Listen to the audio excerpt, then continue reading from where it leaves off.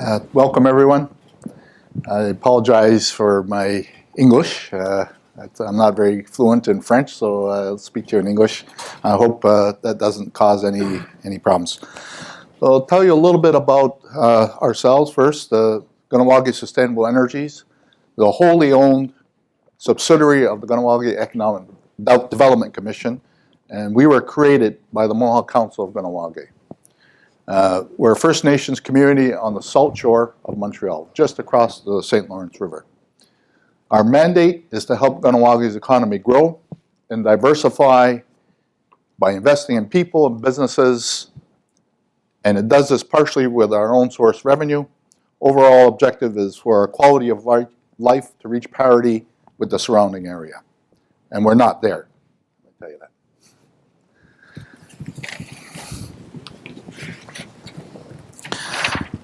Kahnawake Sustainable Energies was created by DEWA in 2010 in response to Hydro-Quebec's request for proposal from Aboriginal suppliers of wind-generated electricity. Our mission is to help respond to energy demands by developing renewable energy projects that work in harmony with the natural world, reduce our collective ecological footprint, generate revenue and employment for Kahnawake, the host communities, and the surrounding regions. The protection of the environment and the well-being of the local population and future generations are values deeply rooted in Mohawk culture. Balancing the needs of the people and the planet is of primary importance in our projects, all projects.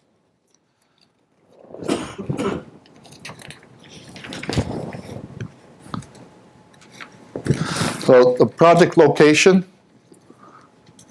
is in this shaded area here. Kahnawake is here, and off the map is Montreal, St. Lawrence River, and Lac St. Louis. So we're not very far away from our location.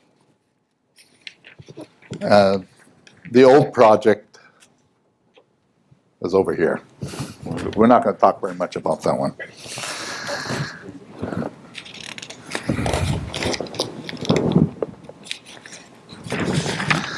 So a little bit of the history of our project.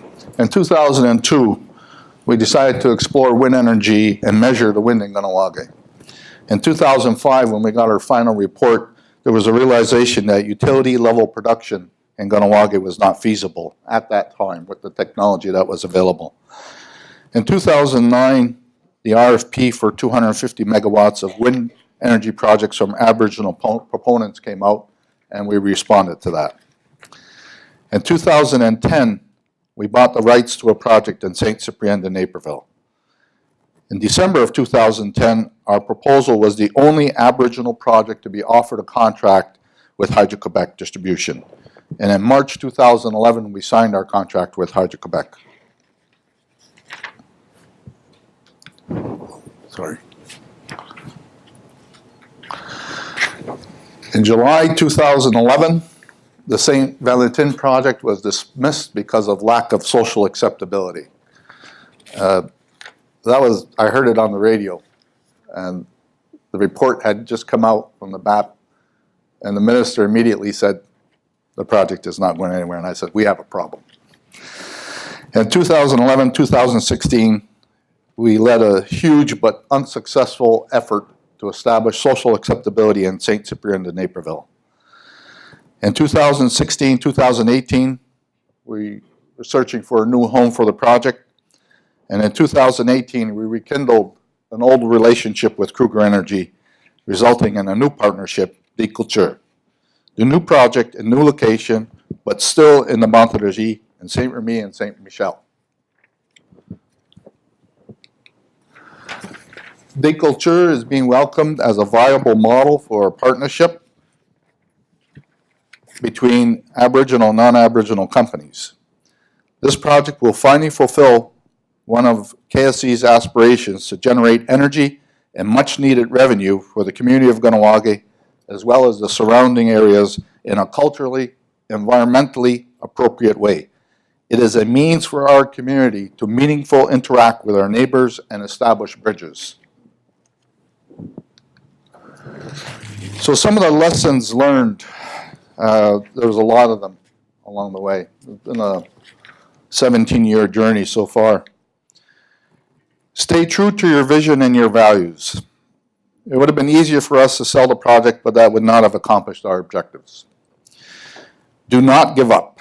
We have been working towards the realization of this project for over 16 years, and a lot of times I want to give up, but you gotta stay with it. If you do not have the experience necessary to make the project a success, you will increase your risk and costs without a knowledgeable and experienced partner. I realize all of you all know that already, because you're all experienced developers or involved in the industry. We started with nothing, just an idea, and actually looked at the bent trees and said, that'd probably be a good place to put a turbine up because the trees are bending over and it's always windy there. That's how we started. Understand that cultural harmony is easier to achieve if there is social acceptability on the project itself. Going forward, KSC is hoping to further engage in renewable energy projects that are culturally and environmentally compatible. Governments and the private sector must continue to find meaningful ways of including Aboriginal people in the larger economy if we are ever to close the gaps in income equality and the quality of life between Aboriginal and non-Aboriginal people. And that's part of the Truth and Reconciliation Commission's overall recommendation. As an example, revenues generated by the Culture Project will be reinvested in areas of labor market skills training and youth programming. So I look forward to answering some questions after Jean gives his presentation. Aujourd'hui, je suis ici pas comme un expert. On n'est pas des experts, puis on n'a pas la prétention d'être des experts, mais on a une certaine expérience avec les partenariats, puis on a une certaine expérience avec les partenariats avec les communautés autochtones. On est très fiers de notre partenariat avec les Mohawks. Comme Bud mentionnait, on a eu des relations depuis des années avec les Mohawks. Il y a des Mohawks qui ont travaillé à l'établissement de notre premier parc éolien, ce qui on était très fiers. Puis, on regarde pour faire les choses un peu différemment. La conférence, c'est Catalyseur, Développement, Première Nation. Fait que c'est les trois éléments clés. Et chez Kruger, on a toujours une façon de commencer. On commence par la conclusion. Fait que je vais vous donner tout de suite ma conclusion. La conclusion, c'est trois principes simples. L'établissement d'une relation de confiance solide. Principe numéro 1. Principe numéro 2, les bénéfices pour la communauté doivent être en accord avec leurs objectifs. Et le troisième objectif, c'est que le projet doit aller avec les valeurs de la communauté. Nous, on a deux communautés qui nous reçoivent, la communauté où on a nos éoliennes, les municipalités, et on a aussi notre partenariat avec Bud et l'équipe de Kanawake, c'est désolé. Bon, j'ai commencé avec Kruger. Kruger, on est une compagnie privée, connue pour ses antécédents dans le papier. On a plus de 110 années d'expérience. Monsieur Kruger et la famille Kruger aiment détenir les actifs pour le long terme. Fait quand on construit des projets, habituellement, on les conserve. On est dans 10 secteurs d'activité. Nos produits, on a quelques produits que j'espère vous utiliser. Cachemire, c'est des produits pour lesquels on est les producteurs, produits fabriqués ici. On est dans le cartonnage. On a converti notre plus grosse machine à papier au niveau de papier journal en carton l'année dernière. Fait qu'on est un des joueurs principaux dans le cartonnage. On est encore dans le papier journal, mais on est en train de transitionner presque toutes nos machines de papier journal. La seule usine qui va rester avec du papier journal, c'est notre usine de Terre-Neuve. Puis elle a une vocation pour faire de l'exportation. Et elle a aussi deux grosses centrales hydroélectriques de plus de 100 MW. Fait qu'elle a et toute l'électricité produite par ces centrales-là vont à l'usine. Fait qu'elle a les critères pour continuer à être compétitive. Et on a Kruger Énergie. 19 sites de production pour les sites autres que l'énergie. On a 38 projets d'énergie renouvelable au Québec, Canada et aux États-Unis. Et on emploie 5000 employés. On est dans 4 domaines d'activité. Si vous le regardez par le nombre de centrales, puis ça joue. Si vous le regardez par le nombre de centrales, on a beaucoup plus de centrales hydroélectriques, mais ils sont de petite taille. Si vous le regardez au niveau des mégawatts installés, on a 3 parcs éoliens de 100 mégawatts, fait qu'on a 300 mégawatts. On a 2 centrales de cogénération à la biomasse et on a 2 parcs solaires en Caroline du Nord sur des toits. Puis on a des activités de développement que je vais vous parler plus en détail. Notre façon de faire des affaires, c'est d'être un citoyen corporatif responsable. On s'implante dans une communauté pour le long terme. On essaie d'avoir une implication qui est responsable et impliquée. Fait que quand on rentre dans une communauté, l'équipe de direction, l'été, on ne fait pas beaucoup de parties de Noël, mais on fait des barbecues. Fait que l'équipe de direction va à toutes les années à nos parcs éoliens en Ontario. On invite tous les landowners, les propriétaires terriens, puis on est en mesure d'échanger. Fait qu'on a une équipe de base là-bas, mais on a aussi la direction qui y va chaque année. En fait, on vise à être reconnu comme un bon voisin. Je vais reculer ici. Désolé. Nos secteurs d'activité, en Mauricie, puis sur la Côte-Nord, on a été des exploitants de forêt. Fait qu'on a opéré des sites avec des camps forestiers. C'est là qu'on a eu nos premières relations avec les Premières Nations. Fait qu'en Mauricie, on a commencé avec les Atikamekw, les différentes Wamantashi, les Manawan, Obidjouan, et on a développé une relation. La même chose au niveau de la Côte-Nord, mais l'histoire était un peu plus difficile au niveau de la Côte-Nord. Fait que je vais revenir un peu plus tard. Fait qu'on partait pas de rien, mais dans d'autres endroits, on part de relations qui ne sont pas établies du tout par rapport à nos activités précédentes. Fait que, ici, c'est nos sites de production. C'est un peu mal représenté. Ça, c'est l'île de Vancouver. Fait que, géographiquement, c'est à l'autre bout du Canada. Fait qu'au Canada, on est d'est en ouest. On a des centrales à Terre-Neuve et notre centrale le plus à l'ouest, c'est notre centrale de projet hydroélectrique sur l'île de Vancouver. On a des centrales en Ontario. En Ontario, on a nos 2 parcs éoliens. On a un parc éolien au Québec et on a nos centrales hydroélectriques et les 2 projets solaires en Caroline du Nord. Au total, si on inclut le développement qu'on fait aussi dans les provinces de l'Ouest au Canada et on inclut notre développement dans le sud-est américain, Kruger Energy exploite et a des projets en développement pour un montant qui surpasse 1000 MW. Fait qu'on en a 540 opérationnels et on en a l'équivalent qui est en développement au Canada ou aux États-Unis. On a des relations avec plusieurs communautés au Québec, au Canada hors Québec et aussi aux États-Unis.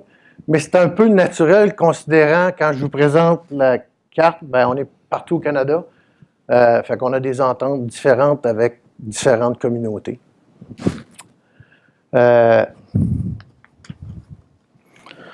relations sont diversifiées. Fait qu'on a des ententes qui sont des ententes que j'appellerais purement contractuelles.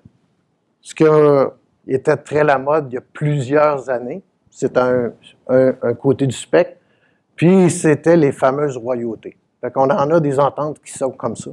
On a des ententes à l'autre bout du spectre où on a un partenaire investisseur autochtone.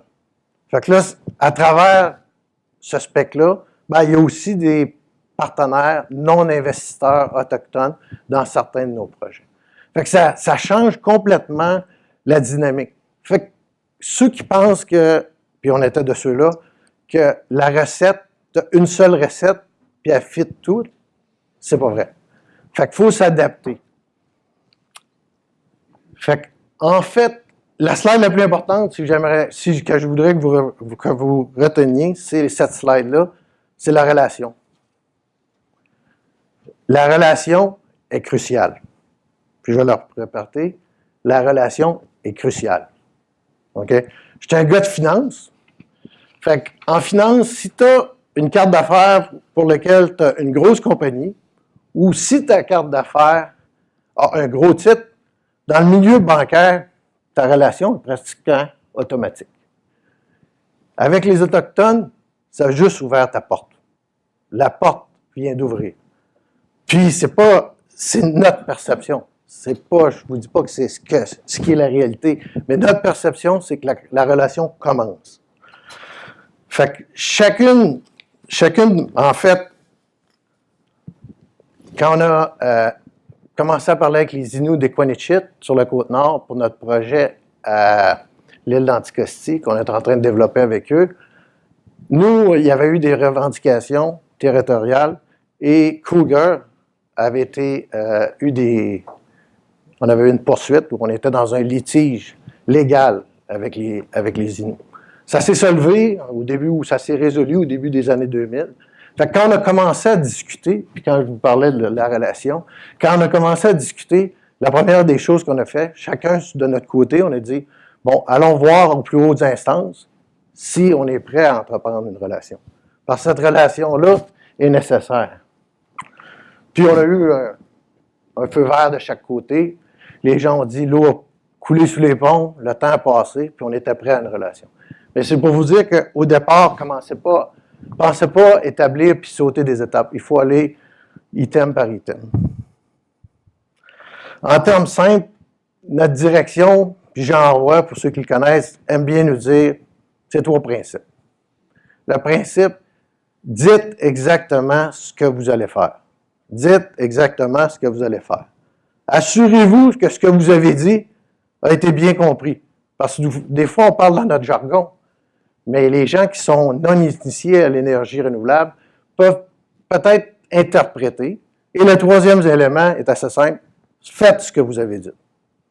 Fait que si vous faites, selon nous, si on pense que si on fait ces 3 étapes-là, on remplit notre mandat, puis ça l'aide à créer la relation. Je pense que j'ai tout dit. Fait qu'en fait, le premier point, c'est de prendre le temps de s'apprivoiser mutuellement et d'établir la relation. Et par la suite, c'est extrêmement important de conserver la relation. En finance, je dis souvent à mes jeunes qui rentraient, appelle pas les banquiers juste quand ça va mal. Appelle-les quand ça va bien.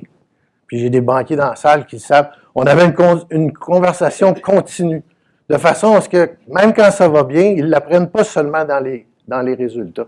La même chose s'applique avec la relation qu'on a avec nos Autochtones ou avec nos partenaires. Puis, je peux vous dire, on l'a manqué dans certains cas. On a des projets où on a délaissé ça, puis ça nous a rattrapés. Mais aujourd'hui, on a fait des erreurs comme tout le monde fait des erreurs. Bien, aujourd'hui, quand ça arrive, il faut rebâtir la confiance. Notre compréhension, c'est que, basé sur nos relations qu'on a, c'est des relations qui sont basées sur 3 principes d'honneur, de confiance et de respect. D'honneur, de confiance et de respect. Un élément qui est souvent apporté, c'est qu'il faut que le besoin soit en ligne avec les attentes de la communauté. Puis dans ça, il y a plusieurs éléments. Je vais juste les mentionner. La compensation monétaire, c'est le premier réflexe qui nous vient. Est-ce qu'il y a une compensation monétaire pour nos partenaires? Est-ce que la communauté veut du développement économique? Est-ce que les emplois et la formation est un enjeu? Est-ce que la prise de participation est intéressante? Est-ce qu'ils veulent prendre une participation monétaire ou in kind, en espèces? La prise en main du développement de la communauté et les transferts de connaissances. Dépendant des communautés, ce qu'on s'est aperçu, c'est qu'il y en a que c'est ça qui est important, compensation monétaire. Il y en a que la compensation monétaire est importante, mais ils veulent passer à un développement économique. Mais il y en a d'autres qui ont leur communauté ou le département de développement économique, puis eux, ils s'en vont, ils veulent prendre des participations dans les projets. Fait que quand on fait les discussions initiales, c'est important de savoir c'est quoi l'objectif de notre partenaire, puis nous, essayer de s'arrimer à cet objectif-là.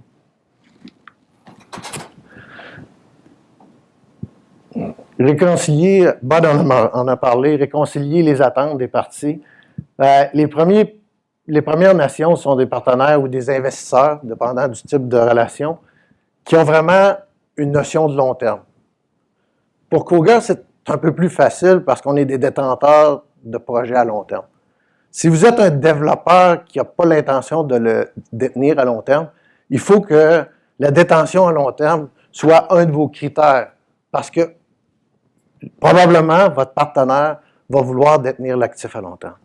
Fait que si vous faites des choses dans votre projet, vous n'allez pas le détenir à long terme, mais il faut que ça soit pensé en fonction de ça. La valeur du consensus dans plusieurs communautés est plus importante que la valeur du profit. C'est un peu différent des entreprises privées. Et le processus de décision peut prendre beaucoup de temps ou pas, mais surtout au début de la relation, attendez-vous que ça va prendre plus de temps. En fait, chaque communauté, je dirais, est unique. Les communautés ont une gouvernance. Certaines communautés ont une gouvernance plus avancée. Certaines communautés ont des départements ou des groupes de développement économique. C'est le cas des Mohawks. Bud est le président du développement économique. Et il y a certaines communautés qui ont aussi financé des projets, fait des projets. Fait que dépendant de leur expérience, ils vont être en mesure de s'adapter ou de mieux comprendre. Et ça va permettre soit d'aller plus ou moins vite, mais il faut toujours aller au rythme. C'est certain qu'il y a des fenêtres d'opportunité, mais il ne faut pas que le lien de confiance se détruise, même s'il faut aller un peu plus vite. En fait, l'énergie renouvelable, puis Bud l'a bien exprimé dans sa présentation, c'est que c'est un bon vecteur de développement parce que, première des choses, ça respecte l'environnement, puis ça favorise l'utilisation des ressources, soit le vent, le soleil, l'eau, de façon responsable. Ça permet une prise en main de son développement économique, puis ça favorise l'insertion sociale de la communauté dans l'économie globale. Je pense que le temps des royautés, c'est révolu. Personnellement. Ce n'est pas un message de Kruger, mais je pense que le temps des royautés est révolu. Ils veulent être en mesure d'avoir une participation à la mesure de où ils sont rendus dans leur développement économique. Les défis à surmonter. Là, il y en a plusieurs. Okay? J'aurais pu en mettre 3 pages. Première des choses, impatience d'arriver au résultat rapidement. Et soyez certains que développer un projet, ça prend du temps. Quand tu es 2 partenaires, ça prend plus de temps. Quand tu as un partenaire à vision à long terme, comme les Autochtones, ça peut prendre encore plus de temps. L'autre chose, c'est l'incompréhension à qui vous vous rapportez. Okay? Vos gestionnaires. Quand vous embarquez dans une relation, ça va être plus long. Il faut que les gestionnaires le sachent. Je ne vous dis pas qu'il y a des moments d'oubli, mais quand les gens à la base, si votre direction comprend ça, ben c'est facile de les ramener. S'ils ne comprennent pas ça, ça va être assez difficile. Il peut y avoir des difficultés de financement pour les Premières Nations, mais il y a des outils et il y a des programmes qui permettent de pallier à ça. La gouvernance, ce qu'on souhaite, c'est d'avoir une gouvernance où c'est toute la communauté qui est impliquée. Pas que ce ne soit pas une décision qui est juste par un groupe. En fait, il y a des plans de financement au Canada avec FNPA qu'eux, ils vont faire du financement seulement si la gouvernance ou s'il y a un programme pour améliorer la gouvernance dans les communautés. Fait que ça répond un peu aux 2 objectifs. Mais FNPA, eux, ils ne viendront pas dans un projet s'il n'y a pas de gouvernance. Et le manque de main-d'œuvre qualifiée, ça peut être un enjeu, mais c'est souvent pas un enjeu, je vous dirais. Mais ils sont Bud l'a un peu exprimé. Le développement de projet, c'est une science ou c'est plus un art? Moi, je pense que c'est plus un art. Désolé aux consultants, mais quand tu te remets, quand tu n'as pas l'expertise à l'interne, puis que tu as un rapport de consultant, puis que Bud va représenter le rapport de consultant à son board, puis il dirait on aimerait ça avoir un 2e son de cloche, ben là, il faut que tu demandes un deuxième rapport d'un deuxième consultant. Puis qui seront probablement pas toutes les deux alignés exactement le même. Fait que là, ça crée un peu des frictions à savoir, puis ça élimine le fait qu'on peut prendre des décisions. Je pense que c'est un des éléments que les Mohawks ont réalisé, c'est que nous, il y a des choses qu'on demande à nos consultants, il y a des choses qu'on décide à l'interne. Fait que de la main-d'œuvre qualifiée, pour moi, dans le développement de projet, c'est un art. Au niveau de d'autres projets, il y a eu des projets où il y a des gens qui ont certifié, qualifié des gens. Entre autres, Energex l'a fait. Puis je lève mon chapeau parce que ça a très bien fonctionné dans le cadre de leur projet. En fait, je reviens à ma conclusion. La conclusion est simple. L'établissement d'une relation de confiance solide, c'est le critère numéro 1. Que les bénéfices pour la communauté soient en lien avec leurs objectifs et que le projet soit en harmonie et en respect avec leurs valeurs de la communauté. Merci.